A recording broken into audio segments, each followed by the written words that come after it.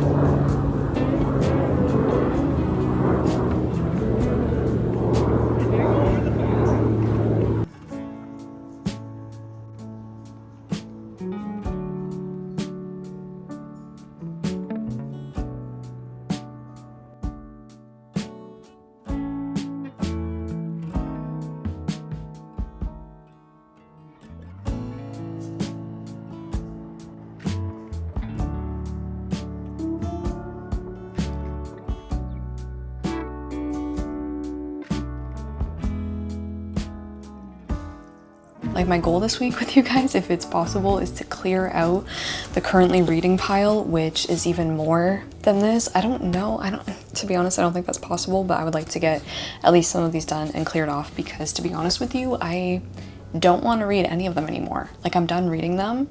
I would like to finish them and be done with them. So let's start with like the ones, I guess, that I've been reading the longest. Which one on here have I been reading the longest? Heart of Darkness by Joseph Conrad, the longest. This is a reread for me. It's been like months at this point, months, and I'm only 42. I'm only 42 pages through. This feels like there's a never-ending amount of things to explore in here. And also this is really valuable because hardly anyone in Conrad's own time was writing about what was actually going on in the Congo, like certainly not in a novel or anything like that. Next, we have the one that I've been reading the next longest. Oh my gosh, guys. East of Eden by John Steinbeck. I'm having a hard time with life and getting through it, and life has just kept running ahead of me and I can't catch it up kind of thing. So this is the Game of Tomes pick and it was supposed to be read by the end of June. It's now the end of July and I am not done, but I'm almost done. Look, I have that much left. I'm on page 556. 556. So I think this is the one that, like, I think we could just finish this today. I think we might be able to finish this today. It is a little over 600 pages long, so I think hopefully, fingers crossed, we can finish this today or tomorrow, and then I'll finally be done East of Eden, and then I can finally start the book that I'm really looking forward to with the book club, which is The Silmarillion.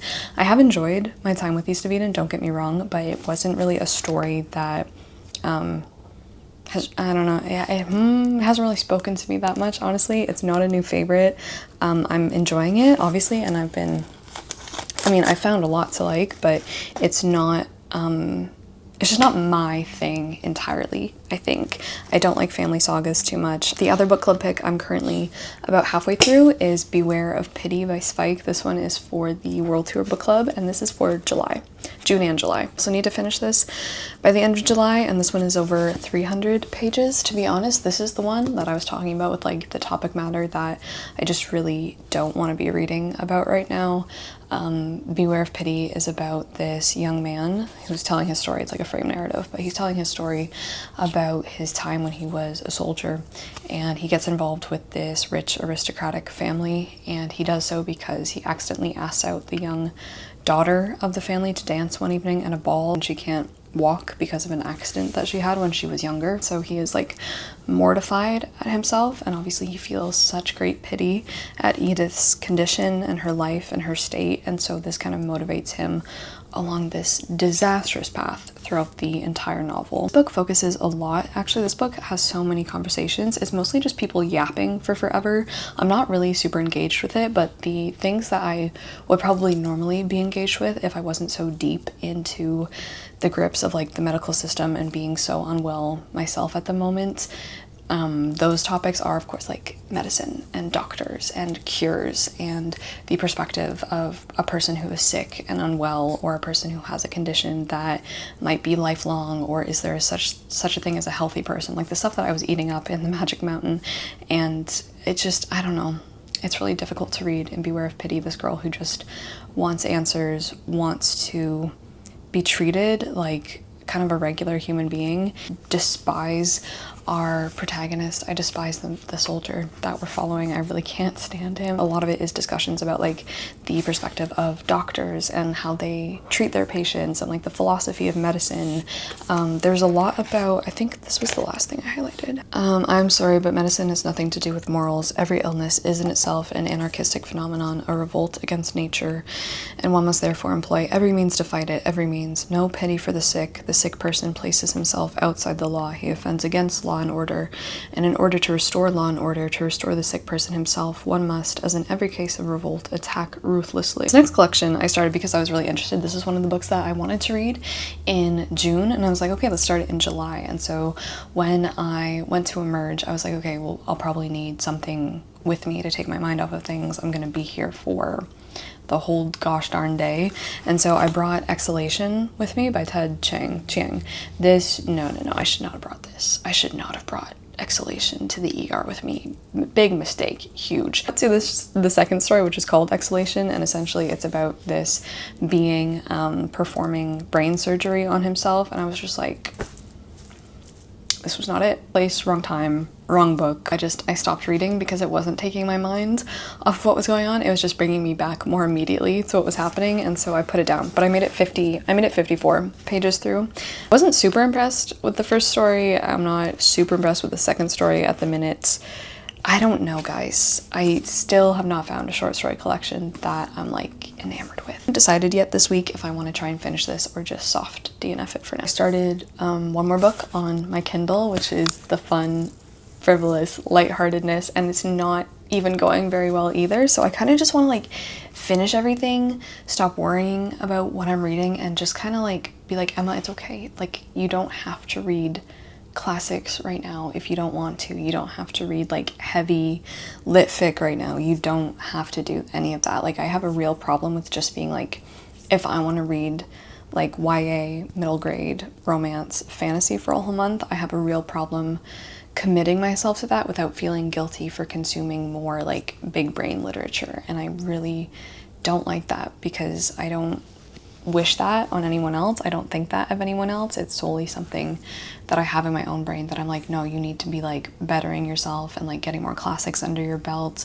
and reading more of the canon, reading more books about topics that like you want to do research in. And I'm like, oh my gosh, Like, girl, chill. I think I'm trying to work on right now, but I picked this up because I was like, I want to read this. So the book that I'm reading on my Kindle is Betting on You by Lynn Painter, which is the no, not the sequel. This is just another book by Lynn Painter. If you missed the last episode of Move It or Lose It, Read It or Eat It, I read Better Than the Movies. Loved it. So I decided to pick up another Lynn Painter. I know there's a sequel to Better Than the Movies, but so many of you were like, don't read it, you're gonna be upset about it. So instead I picked up Betting on You, which is another one of her YA rom-coms. I'm 200 pages in, which is 44%, and I'm not having the same feelings. Just a little bit different. This is the same but different. We follow Charles and Bailey, and they meet at an airport because both of their parents are divorced and they're now like having to fly across the country to move in with one of their parents and blah blah blah. So they kind of bond over being parents. No. They bond over being children of divorced parents, and they meet over the years, and eventually they both get jobs. I thought this was honestly gonna be a summer book. That's what the synopsis made it sound like, but it kind of hasn't been so far. Anyway, they both get jobs at this like obnoxious kind of like amusement park. I thought the synopsis really sold it as like a water park, but it's not. It like has a water park and it has water slides, but it's kind of like Chuck E. Cheese on steroids, and like it's universe themed, it's planet themed. It's been like nothing summery, and we're 200 pages in. There's been no water slides, no summer fun, and actually they're just about to go to Colorado for a ski trip. So I'm just confused on the way that this book was like pitched and marketed, I think, because I thought this was a summer book, and I'm sure it takes place over the years, so like we'll get to summer eventually, but I was just under the impression that it was a summer book. Okay, so I'm a bit jaded. We've read Betting on You. Should I keep going with this, or should I DNF it, or what? Let's do this, guys. Let's knock out East of Eden. Like, what the heck is going on? I need to finish this so badly. So we're gonna try to knock this out tonight. It's been very noisy this morning. Like, there's been so much landscaping. There's also been like kind of some concerts and festivals. Like, some of them I've been loving. It's so nice to hear like music that you are interested in. For example, one of them was like a Star Wars, no, not Star Wars, it was like a movie score one, but they were playing Star Wars soundtrack, and it was so nice to like make dinner and be able to hear an orchestra, a band playing Star Wars. That was so cool.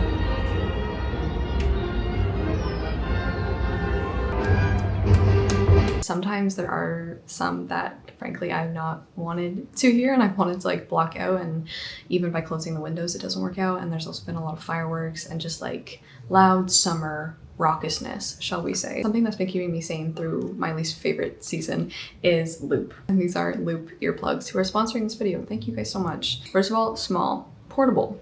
You can stick these in your pocket. You don't even need to carry a purse. These ones are so pretty. These are the silver. I just thought these were really cute. If you've not heard of Loop, they were essentially founded by two best friends in Belgium who wanted to go to concerts and protect their ears while still being able to enjoy music. So what's unique about the Loop earplugs, they have a acoustic filter, which allows you to filter the sound that you hear. I can't tell you how much of a lifesaver these are for me, like when I go into the big city or anything like that. Knowing that I can just control the onslaught of sound coming at me is like so comforting. Ones that I got in silver are the Experience 2 Plus. Music stays like at a safe volume if you're going to a concert or something like that this summer. The Experience 2 Plus also comes with 2 sets of Loop Mute, which filters down an extra 5 decibels, which is nice. And these are also just super for all around noise sensitivity. You still get clear sound and speech, so you can like hold conversations with people while they're in. You don't have to like keep taking them in and out. They are completely reusable, they're durable, they're long lasting. However, the second set that they sent me, these are my favorite. These are my absolute favorite. These are the Loop Switch 2s. So these are actually the new and improved Loop switches. This one I decided to get in gold. With the Loop Switch 2, you can effortlessly switch between modes. They redesigned the dial on these ones to allow for easier switching between the kind of sound environment you want in your ears. With just one set of earplugs, you don't need like an app to do this, you don't need batteries, you don't need to charge them or anything like that. You can switch between 3 different modes for 3 different sound environments. We have Engage mode, which takes it down 20 decibels. This like, you know, takes the edge off. The next mode that you can switch to is the Experience mode. This takes it down to 23 decibels. Then the quietest mode is Quiet mode, which takes it down 26 decibels. This one, you just want some goddamn peace and quiet. Okay, these are actually really also good for napping. If you're someone who likes to take naps in the middle of the day, It's like you just shushed the world down, and these are really, really great for getting to sleep. You can just switch between any mode you want with the flick of a dial. It's very, very nice and easy. If you guys would like 20% off of your Loop earplugs, you can use my code LOOPXME. And you can click the link in the description box.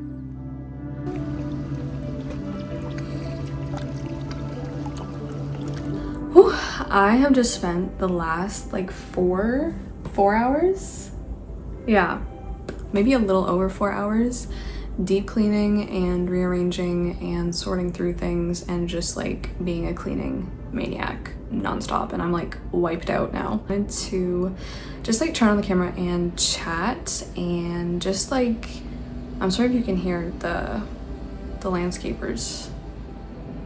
I've been wearing earplugs, I'm not gonna lie. The amount of just like comments and like sharing of your own stories and commiseration and encouragement, suggestion, and just like affirmation of what I think we're all going through, whether you are chronically ill or not, whether you have a disability or not, whether you're just like struggling with something. Yeah, okay, let's not get emotional right now, but it's very amazing to me. This reminds me that like this is the kind of content that I want to make. I don't want to like, not cherry pick, what the hell is the word? Sweeten the dough. I don't want to like make reality into some stage play that it's not online. I really don't appreciate that kind of mirage. Summer things, going to the emergency room, parents took me to the ER. Basically, I've just been experiencing a lot of very bad symptoms, all of which are symptoms of like endometriosis, and that's kind of just like a very quick synopsis of what's going on. That's kind of what I've been trying to move towards for literally like 10 years now, and I still don't have a diagnosis, so don't have any answers yet again. Basically spent all day in the hospital with my mom. Thank you to my mom for staying with me. And they ran some tests. They gave me like IV and painkiller through the IV. I got a CT scan, I got another ultrasound, and everything came back clear. Basically, my stomach swelled up to like the size of someone 6 months pregnant, and it has not gone away, and none of my clothes fit. I know endobelly is a very big symptom that I didn't even know it was talked about again until I visited so many online forums and support groups and discussion. When I would get that every month, I was like, okay, that's probably what this is. And I got it again, and then it just never went away. So I've just been wearing basically the most papery, bag, flowy things I've been able to find. And it's been almost 2 months now that I have looked just frankly pregnant. And it's been a weird experience. Oh, guys, this is just what's been happening. I don't know, like just random stuff is happening. More stuff that keeps happening and the more symptoms that I keep experiencing. And the longer it goes on and the more severe the symptoms get, it just gets really honestly difficult to talk about. The last time I went to film the camera, like my jaw was just snapping and clacking and clicking the whole entire time, which has only happened like a couple of times when I try to talk about stuff that's difficult for me personally to talk about. It wasn't any pain in my jaw, it was just like that snapping, cracking. And now I'm getting this huge rash. Each time I go to rehash it or talk about what's going on, like the medical stuff and the gaslighting and the like just unhelpfulness and the tests, it's like, oh my god. Why are we splotching up? Just trying to kind of talk about it with someone, whether that's like this place, which is such a safe space, or with someone close to me. It's become very difficult to work through without literally having some kind of stress response like such. This is a new one. It's like roll the dice. Wanted to again commiserate with all of my chronically ill peeps out there, because I think it's so important to have a support system. And kind of like with a book that I'm reading right now, which I'll tell you guys about later, it can really start to feel like you are just, first of all, you're a burden to yourself. You are not feeling like you are living the life you want to be living. You just feel like you're sick all the time. I'm gonna keep it together, but honestly, it just feels like my life is running through my hands. It's like my life is just getting ahead of me, and obviously I'm quite worried about starting grad school in September, which is what I'm supposed to be doing. I'm supposed to be moving across the country to start a new life, basically. Honestly, I will switch from like despair to I'm gonna get through this no matter what. We're just ping-ponging between those every single day.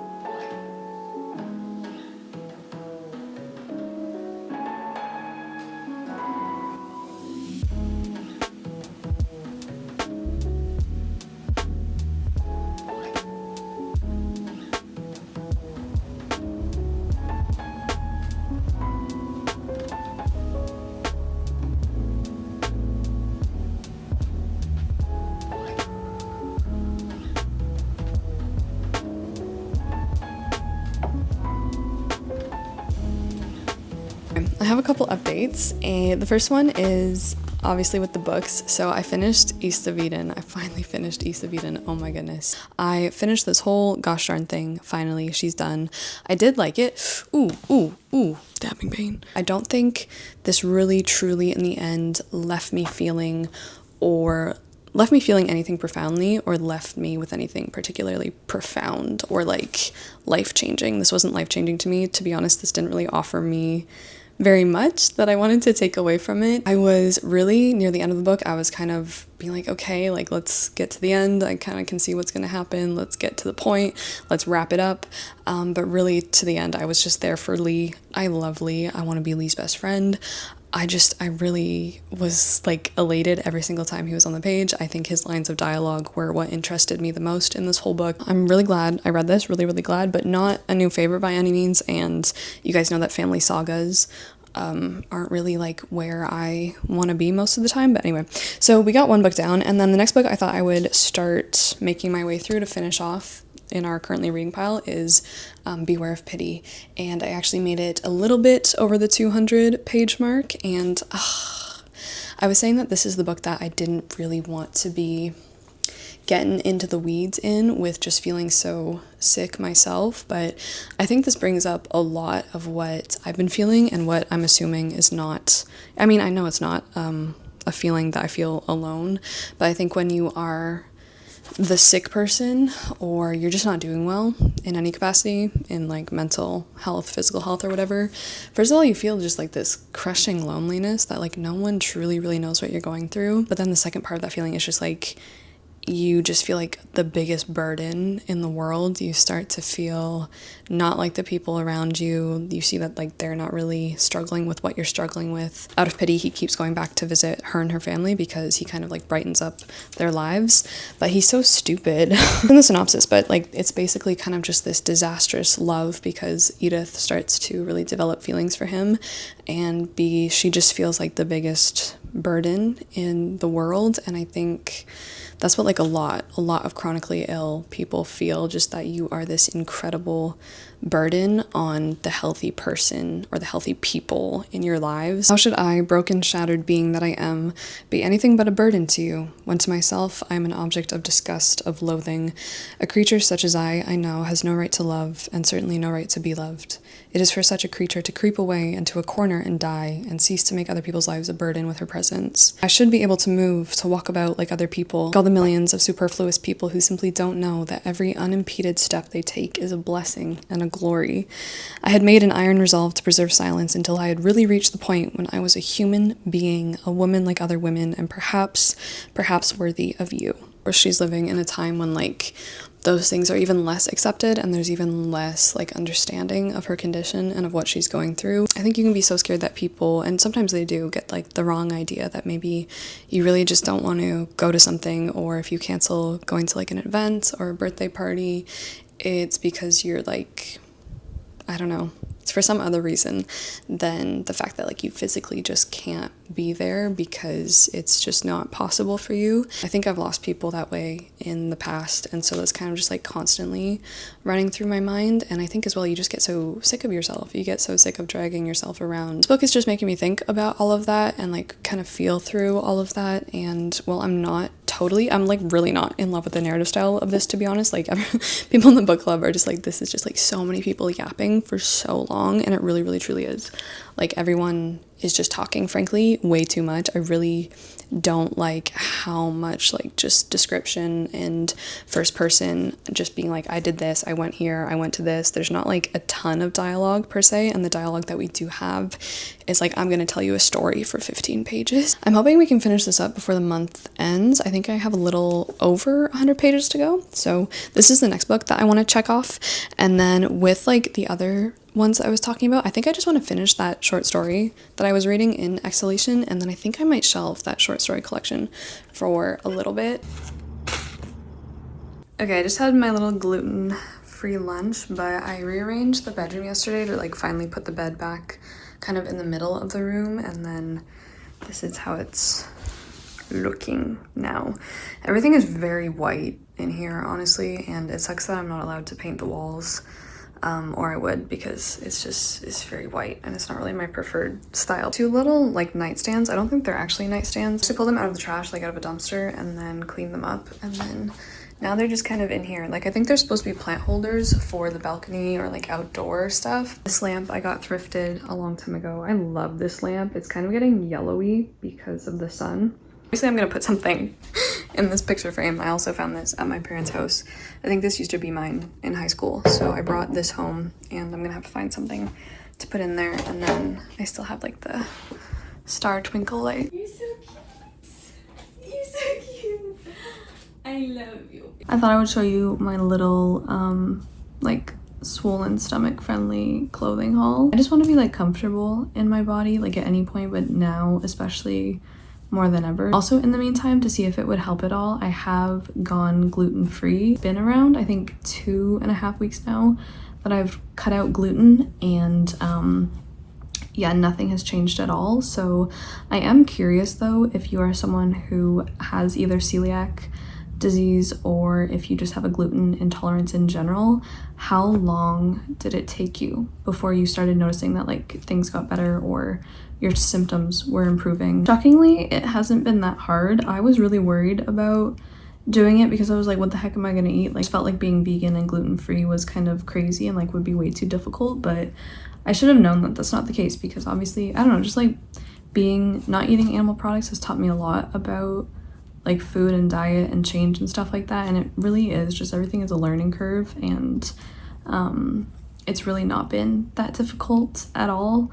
Like the first few days I was like, what the heck, but now that it's been around 2.5 weeks, like I have, you know, replacements for bread and replacements for cereal and replacements for like any other gluten thing that I was eating. So I wish that was the case. I really truly do wish that everything that's been going on could just be attributed to developing celiac disease. That would be, I wish, like that would be the easiest answer for me, the best outcome in my opinion, and I wouldn't mind being gluten-free forever. I could do it. So far no change, but I'm curious what your experience has been. And also, I think I've only been glutened once. Like I only glutened myself once by accident in those 2.5 weeks, and it was with this bread. It was with this bread. Tell me why this was in the gluten-free section of like the breads that are stored in the freezer. In that section with all of the other gluten-free breads, has the same exact packaging, and the company Carbonaut does make gluten-free bread. So I grabbed it, thought it was safe, ate a couple pieces, read the ingredients afterwards, and I was like, damn it. I'm gonna share more gluten-free stuff and like what I've been eating. Let me know, because I've kind of been having a fun time with it. Like it's just kind of fun to try new things, and that's what I felt about going vegan. I don't even know how many years ago, 8.5 years ago or something like that. It was just really cool to like discover new foods, try new recipes, learn new things.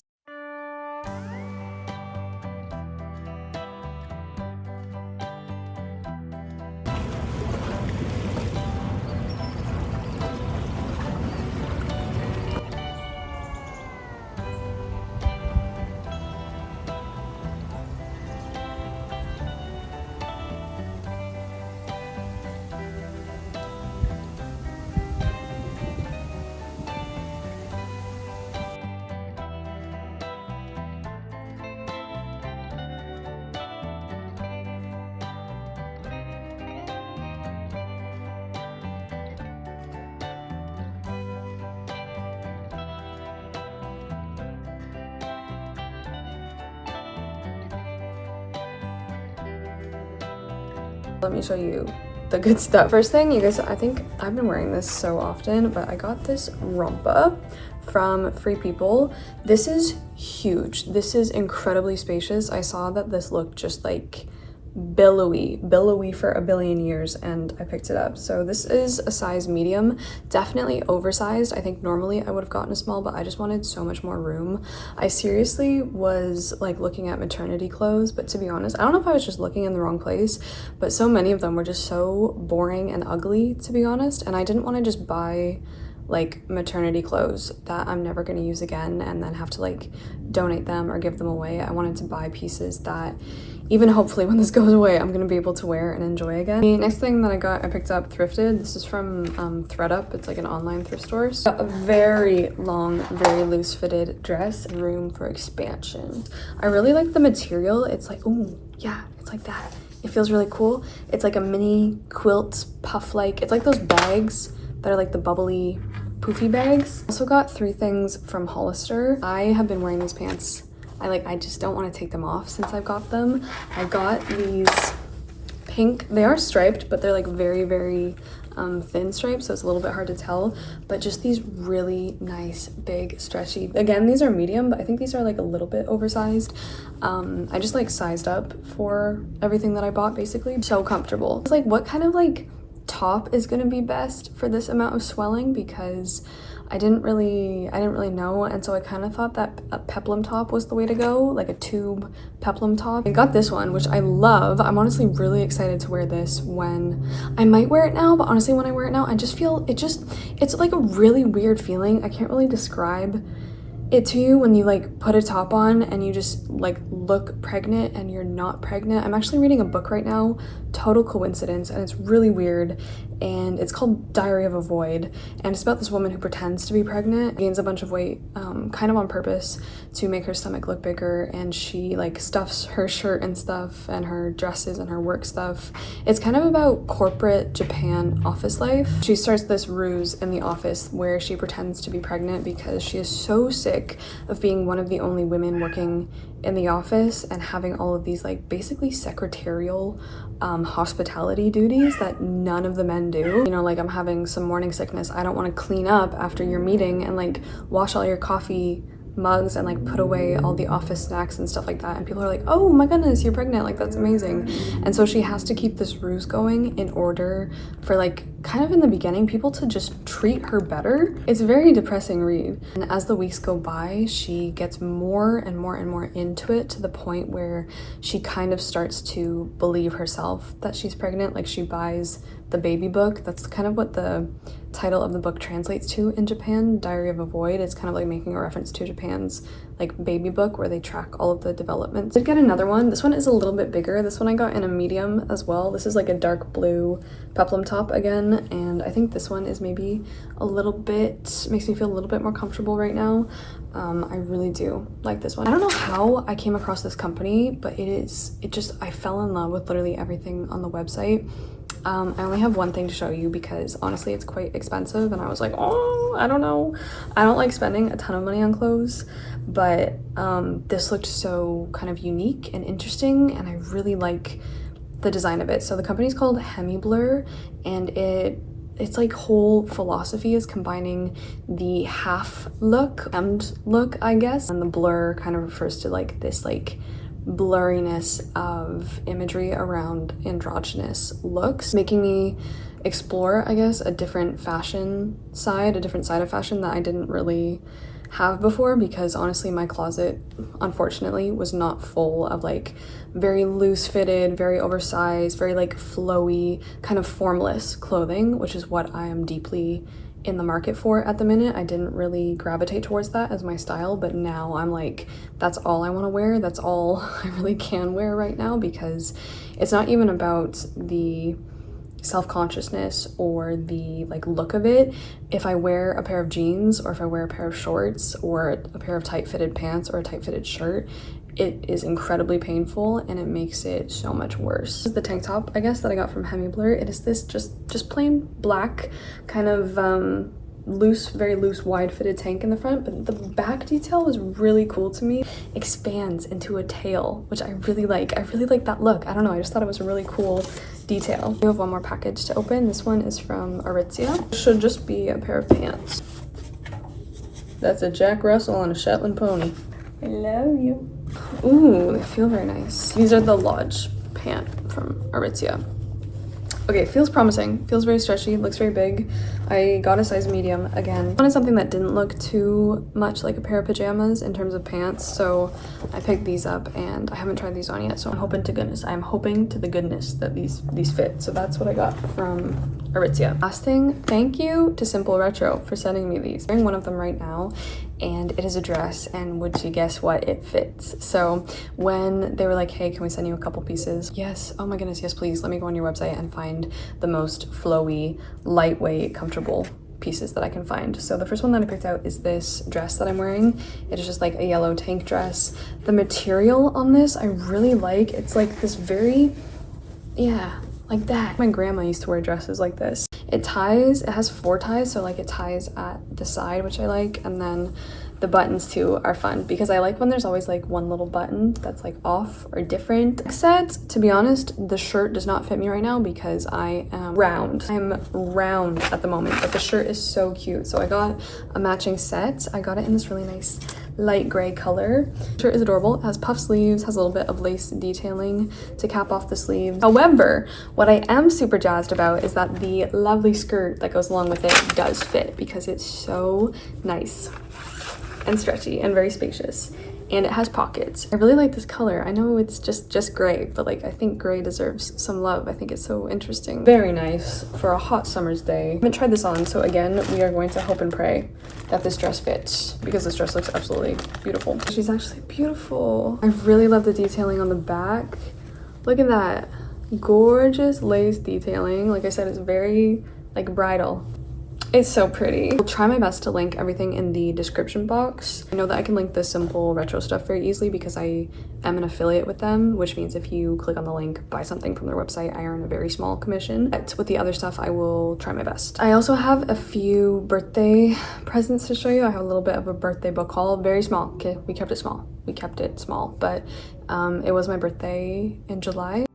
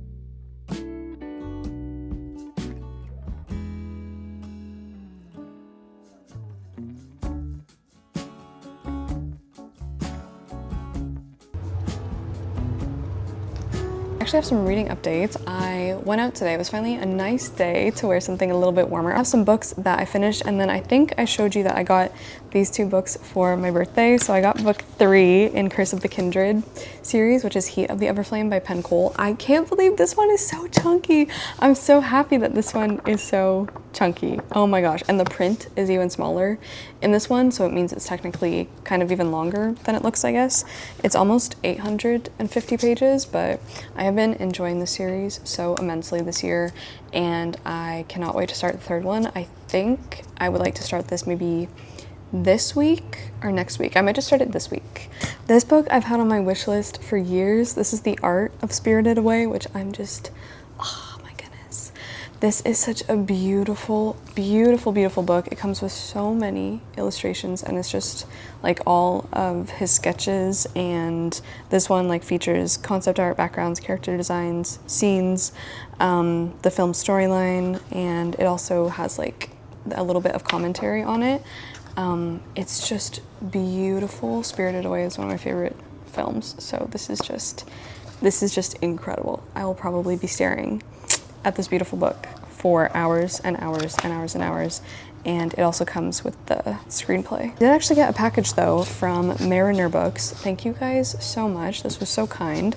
They sent over some of their recently published works, so I thought I would just show you what they sent over. It is a proof of The Merge by Grace Walker.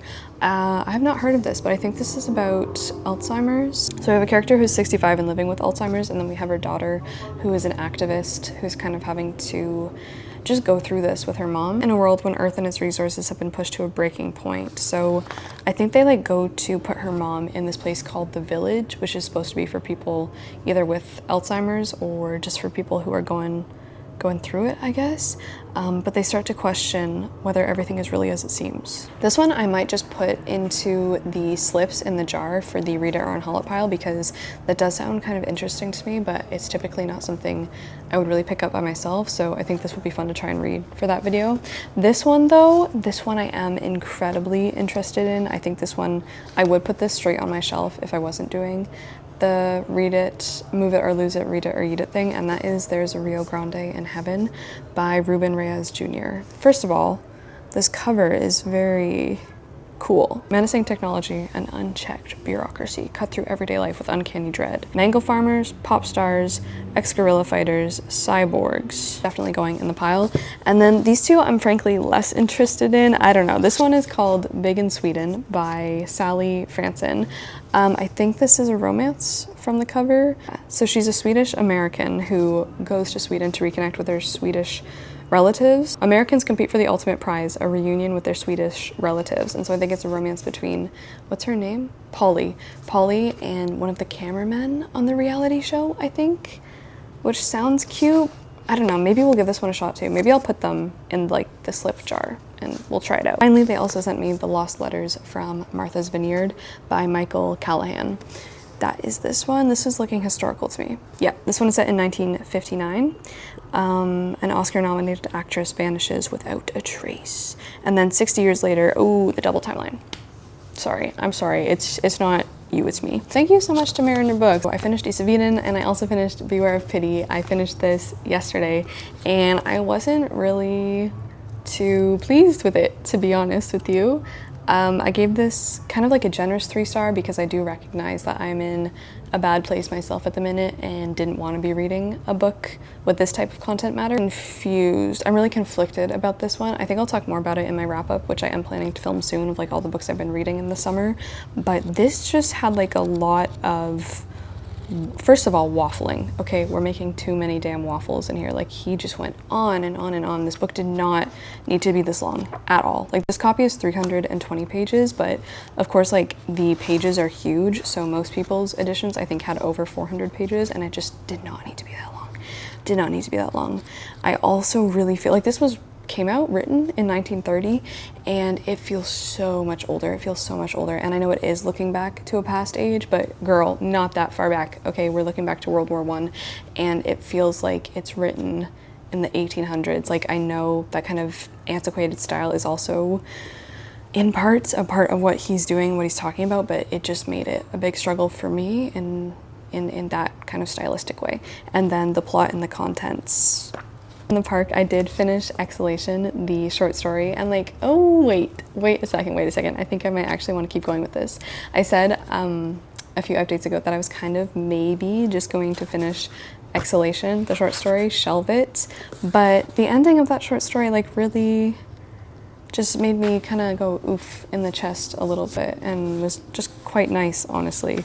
So now I kind of maybe want to continue. I think I could finish Diary of a Void tonight. I have, I think, a little under 2 hours on the audiobook. I feel like we've made some good progress clearing out the currently reading pile.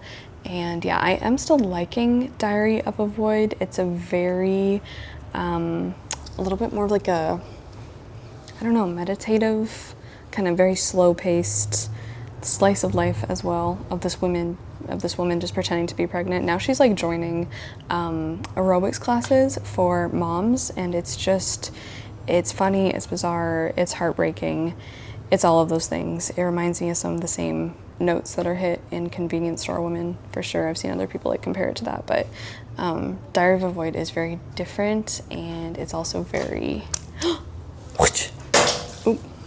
it's also very heartbreaking. So book's finished the short story I wanted to finish, almost done with Diary of a Void. I was going to go into my Star Wars addiction, my redescent into the world of Star Wars, because I'm actually also reading a Star Wars book at the minute. I tell you how happy, like, Star Wars has been bringing me probably the most amount of joy in my life at the moment. I think I'm gonna save the Star Wars stuff because there's frankly a lot of it for the next vlog, because I would love to talk to you about what I'm watching, what I'm reading. Just like, I'm just so back into my Star Wars phase. Looking back on it now, I am realizing that I stopped acting outwardly and stopped like participating in Star Wars stuff, whether it was like games or playing with my friends or any of that, because like I was starting to get teased about it at school and made to feel just, yeah, not very good that I liked Star Wars as a kid. And so that really bums me out, because I don't think I actually ever realized that what was going on like was kind of bullying and teasing about that. So now I'm just like even more happy to be getting back into it. Those are my updates. I wanted to end off the vlog here. I wanted to say thank you for hanging out. Thank you for listening to me Babylon. Thanks for being here, and I'll see you guys very soon in the next video. Ciao.